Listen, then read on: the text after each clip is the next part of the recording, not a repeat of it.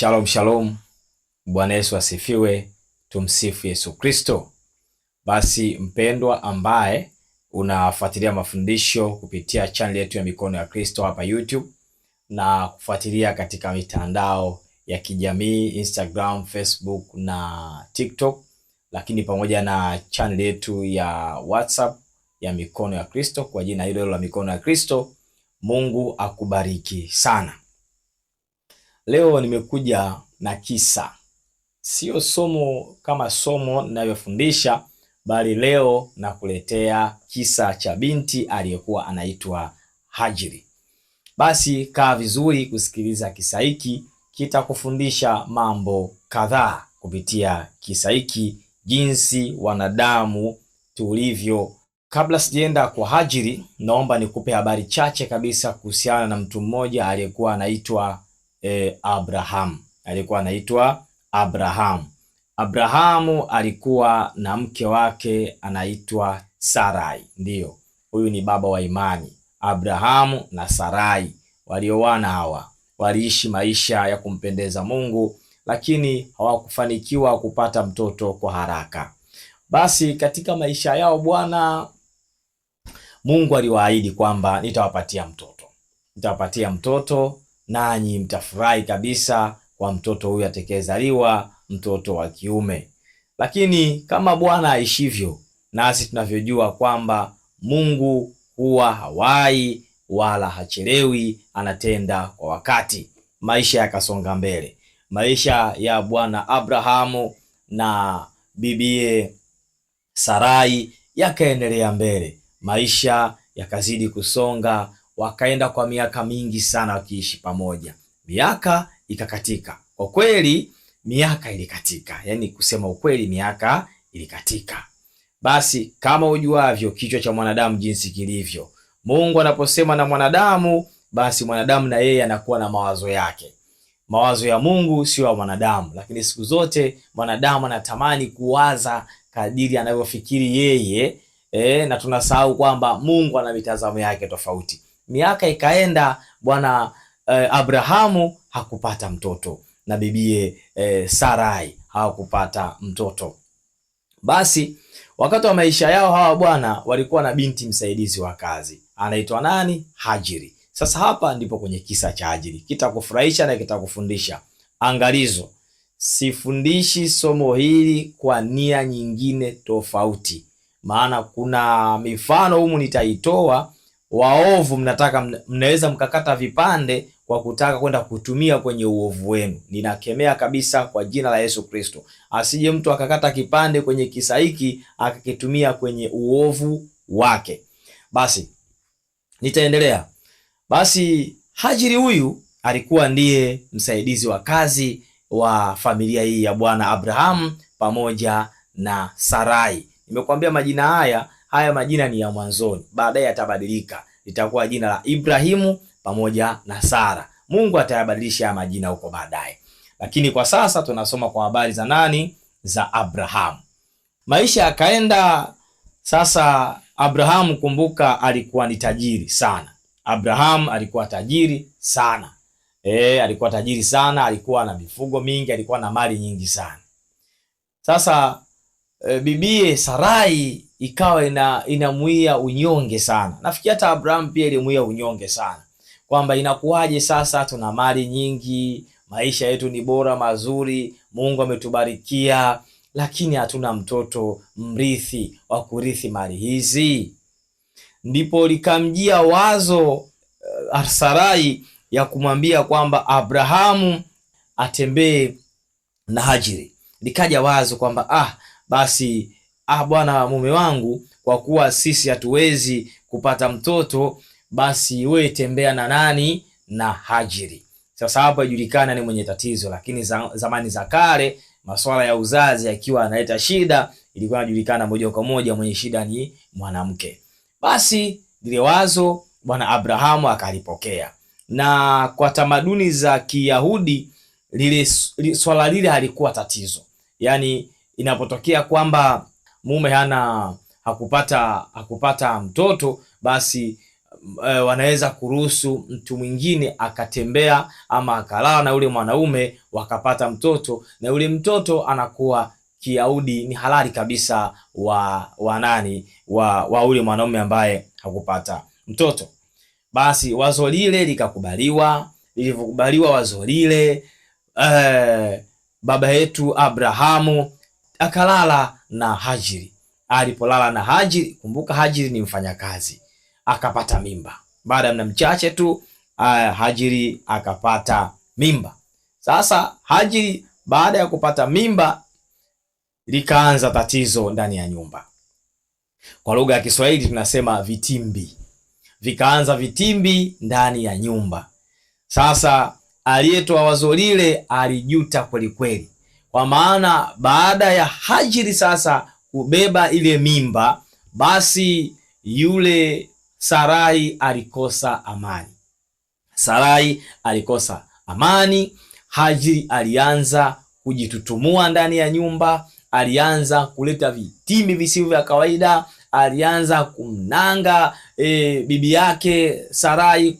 Hajashika mimba lakini yeye kashika mimba. Yani vurugu ilianza kwenye familia baada tu ya yule binti Hajiri kushika mimba.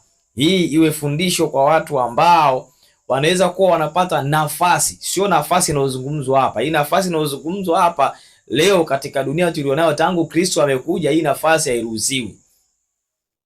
Kuanza kusijui yapata mtoto kamuita mwanamke mwingine wale naye, hiyo hairuhusiwi. Nimetoa angalizo tangu mwanzo, msije mkatumia vipande hivi kwa ajili ya uovu. Lengo langu mimi ni kutransfer, yani kubadilisha huu mfano uende kwa watu wote ambao wanamtumikia na kumwamini Mungu. Kwa hiyo nini kinaenda kutokea? Tunaona Hajiri akawa na kiburi kwa sababu tu ya kupata mimba. Swala hili linaweza kuwa kazini kwako. Inawezekana wewe umepewa nafasi ya kuwa mshauri wa kiongozi wa bosi, ndio mimba yenyewe hiyo. Yaani umekuwa mshauri wa bosi, alafu kuna wasaidizi wa bosi walikuwepo, ama kuna mke wa bosi yuko hapo, wewe umekuwa tu mshauri wa bosi, unatakiwa umshauri bosi. Basi kitendo hiko kinakufanya uwe na kiburi kwa watu wengine. Ndio maana nafundisha hiki kisa, kina mambo mengi sana. Kisa cha Hajiri kina mambo mengi sana. Yaani huyu Hajiri huyu ana mambo mengi sana ya kujifunza. Kwa watu ambao wanakuwa na tabia kama hizi, basi waziache, kwa sababu hata Hajiri zilimtokea pwani. Basi mwanamke yule Sarai alikasirika sana, akaamua sasa kumuomba mume wake amfukuze Hajiri kwenye ile nyumba. Sasa Abrahamu alikuwa mpole, akaona ile kitendo hakiwezekani. Mimi siwezi kumfukuza kwa sababu huyu ana mimba, na siwezi kumfukuza kwa sababu jambo hili tulikubaliana wote, na sio tu kukubaliana wote, jambo hili mwanamke ndio alileta, sio mwanaume. Aliyekata tamaa alikuwa ni mwanamke, akaleta kwenye familia. Basi baba akakubali, likafanyika jambo, likaleta madhara. Abraham kwa kuheshimu mke akamwambia, wewe huyo yuko chini yako, badala ya kumfukuza unaweza ukampa adhabu uitakayo. Kimbembe kikaingia sasa hapo. Basi bwana, kama unavyojua tabia za wanawake, alipopoa rungu lile bibie Sarai alimpa adhabu. Yani sijui kama alimpa kipondo, lakini ile adhabu ilikuwa ni adhabu kali. Yani yule Hajiri alipewa adhabu kali kweli kweli, kiasi kwamba aliona ile nyumba haifai. Yani ule ujauzito ulimtumbukia nyongo. Hajiri akaona, hapa nitauawa, hapa siwezi kukaa, wacha nikimbie. Unaona? Dharau. Umepewa nafasi, umepata nafasi, unaitumia vibaya, kiasi kwamba waliokupa nafasi unaenda kuwadharau. Unajua kuna watu wanaweza wakawa kwenye nafasi fulani, yani maeneo fulani au position fulani, hawaonekanagi hawa, wanakupa nafasi wewe uonekane. Lakini ndio wanasema, mfano unielewe vizuri, lakini kumbe wao ndio wenye mamlaka ya kukuweka au kukuondoa hapo ulipo. Kuna nafasi jamani, kuna watu wako katika nafasi za juu sana, wanaonekana na kila mtu, yani kila mtu anamfahamu huyo. Kwa mfano mdogo tu, nitakupa mfano mdogo. Chukulia tu wamiliki wa redio. Wamiliki wa redio wengi hawajulikani, au wamiliki wa TV stations hawajulikani wengi. Wanaojulikana mle ni watangazaji. Wewe unaweza kuona watangazaji zaidi, kumbe kuna wamiliki wa ile redio, kuna wakurugenzi kwenye ile redio. Vivyo hivi hata kwenye vyombo vya moto, unaweza kuona mtu anaendesha gari zuri kabisa, kumbe dereva tu huyo. Mwenye gari haonekani, au gari inatumika kwa kazi nyingine, mwenye gari usimjue. Hasa mtu akapoa lile gari liwe kama mali yake, yani anatembea nalo popote na kula nalo popote. Matokeo yake mtu huyu anaanza kuvimba, anaanza kujitutumua, anaanza kupandisha mabega na kuanza kuwadharau waliompa ile kazi. Ndicho Hajiri kilichomkuta. Kwa sababu alipewa nafasi ili kufuta aibu iliyopo kwa tamaduni za wakati huo, ili kuepusha wasije kifo kikatokea asiwepo mrithi wa zile mali. Hajiri anapata nafasi, anaenda kujiona kwamba yeye ndio mwenye nyumba. Matokeo yake akala kipondo cha ajabu, akakimbia nyumba. Hajiri akakimbia. Kumbuka haya yote akiwa anaendelea, usisahau kwamba Mungu alishaweka ahadi kwamba Ibrahimu atapata mtoto, sio Abrahamu. Ibrahimu atapata mtoto na Sara, sio Abrahamu na Sarai. Kwa akiwa anaendelea, nimekuambia majina ni Sarai ni huyo alibadilishwa jina, na Ibrahimu ndio Abrahamu, walibadilishwa majina huko mbele ya safari. Kwa hiyo sasa wakayasahau, au kwa sababu ya ubinadamu wakafikiri Mungu amesahau, wakaona kwamba uzee umetufikia sasa, ule umri wa kuzaa unaenda ukingoni. Sasa kama umri wa kuzaa unaenda ukingoni, ni heri tukawahi hili jambo. Mfano mwingine la kujifunza hili hapa. Wangapi Mungu anawaahidi mambo? Unajua Mungu anaweza kukuahidi jambo leo likatimia baada ya miaka 15, 16, 20, 30, likatimia baadaye sana. Mungu anaweza kukuahidi tu ili akupe moyo kwamba mwanangu, hatima yako wewe ni hii, lakini sasa wewe ukajua kwamba labda ni ya leo au ya kesho. Inategemea. Mwingine anaweza akaambiwa jambo leo likatokea leo, kesho au siku za usoni, lakini mwingine unaweza ukaahidiwa na Mungu kitu leo kikatokea baada ya miaka kadhaa. Kwa hiyo kwa bwana Abrahamu na bibie Sarai, hii ilikuwa ni kitu cha baadaye sana, kwa sababu kwanza walikaa muda mrefu hawana mtoto, miaka mingi. Alafu Hajiri huyu Hajiri alikuja kushika mimba, tutaona huko mbele ya safari, baada ya miaka 10 ndio anazaliwa Ismail. Sawa? Kwa hiyo unaona Hajiri alipojitutumua akapata adhabu kali, adhabu ikamuondoa pale nyumbani, akakimbilia jangwani. Kwa haya yote akiwa yanaendelea, Mungu alikuwa anayaangalia, kwa sababu alishaahidi nitakupa mtoto. Sasa wanadamu wakaona haiwezekani, wana majeshi akiwa anaangalia, Mungu wa mbinguni akiwa anaangalia, ngoja tuone matokeo yake haya yatakuwa nini. Vita ikaingia kwenye familia, basi Hajiri akakimbia. Basi Hajiri alipokimbia, yule mama Sarai akapata nafuu kwa sababu Hajiri alikuwa anakera na ile mimba yake.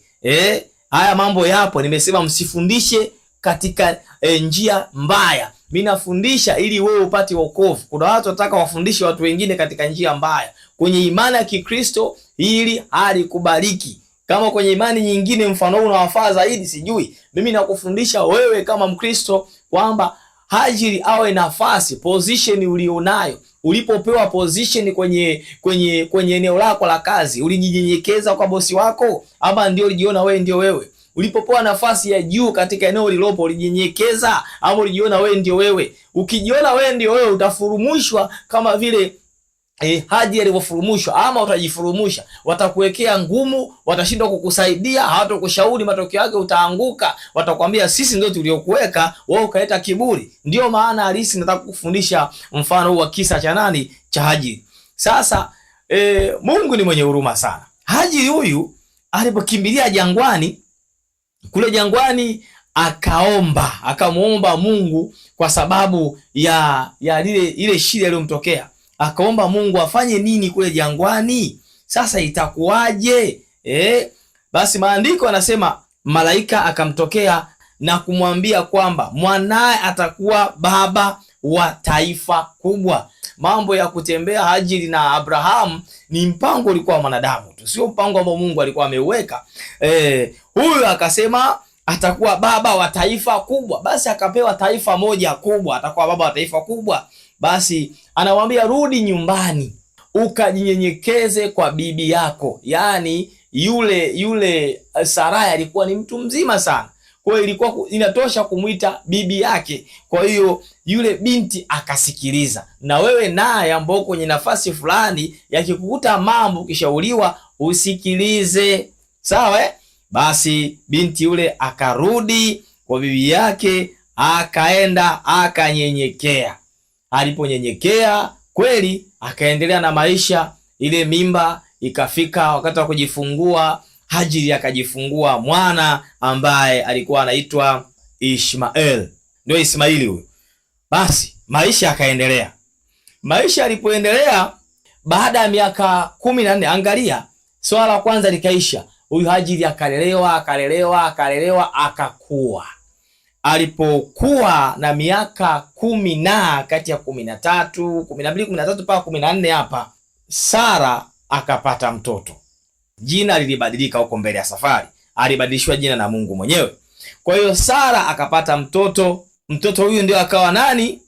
Isaka. Sasa mtoto akawa Isaka. Sasa wakati Isaka anazaliwa, Ismaili ama Ishmael alikuwa na miaka 14. Likatokea tatizo lingine. Mwambie mwenzako tatizo likatokea. Ishmael yeye alijiona yeye ndio yeye kwenye utawala ule, hakumuona mtoto mwingine. Kwa hiyo huyu aliyezaliwa alimuona kwamba ni mdogo wake, ama ni mdogo kwake, ama hana mamlaka. Asijue ya kwamba aliyezaliwa ndiye aliyetakiwa kuzaliwa. Sasa Ishmael akaanza kuleta mzaa, anamfanyia mzaa akiwa anamkashifu na kumfanyia mizaa huyu mtoto aliyezaliwa kutoka kwa Ibrahimu ambaye alikuwa ni Isaka. Isaka alipozaliwa, Ishmaeli akaanza kumdhihaki akijiona yeye kwamba ndio kila kitu. Ikanyuka shida kwa sababu sasa Sara ana mtoto na ndiye mtoto ambaye aliahidiwa na Mungu. Mungu anatimiza ahadi yake. Sara akapata mtoto. Sara ampata mtoto, tunaona Ishmaeli anaanza kumnyanyasa yule mtoto. Matokeo yake anakosa amani kwa sababu ya manyanyaso ambayo Ishmael alianza kumnyanyasa Isaka. Ikaleta shida nyingine. Shida ikanyanyuka. Haya, tunaenda kwenye mfano huo. Nitakupa mfano mdogo. Kuna watu wanaishi kwenye nyumba za familia. Labda ile nyumba ina mtoto mmoja, ndio mwenye ile nyumba. Tuseme mimi namiliki nyumba. Labda nimeachiwa na wazazi wangu, nayo nyumba ni wazazi wangu nimepewa. Mimi sikai, nafanya kazi sehemu nyingine au naishi sehemu nyingine. Na umweka dada yangu au ndugu yangu mwingine yote anakaa mahali pale. Yule anajifungua mtoto kwenye nyumba ile. Sawa? Anapojifungua mtoto kwenye nyumba ile, yule mtoto anakuwa akiwa pale. Lakini mama hakuwahi kumwambia kwamba ile nyumba sio ya kwetu. Ama wale wazazi hawakuwahi kumwambia kwamba nyumba hii sio ya kwetu, ina mwenyewe. Mtoto anajiachia akijua kwamba pale ni kwake. Sio vibaya kwa sababu ni nyumba ambayo inamhusu pia, kwa sababu ni ndugu yake. Wala sio vibaya. Sasa baadaye mwenye nyumba anamtuma mtoto wake akakae tu, japo hata likizo akae hapo. Halafu huyu ambaye alipewa akae, dada mtoto kazaliwa, mtoto wake aanze kumnyanyasa mtoto wa mwenye nyumba. Hapa pataleta shida. Huyu mtoto akilalamika atasema, sasa kwa nini mnamnyanyasa ambaye ndiye mwenye nyumba? Lakini mtoto aliyezaliwa kwenye hiyo nyumba hajui kama nyumba ile sio, na nyumba za urithi zina ugonjwa huu sana. Nyinyi mnaokaa kwa nyumba za urithi mnanielewa sana. Mtoto kazaliwa na yeye akakuwa akamza mtoto akamza mtoto. Yaani kutoka mtoto mpaka mjukuu hapo kwenye nyumba ya urithi. Sasa warithi halisi waga wanakuwa na mambo mengine.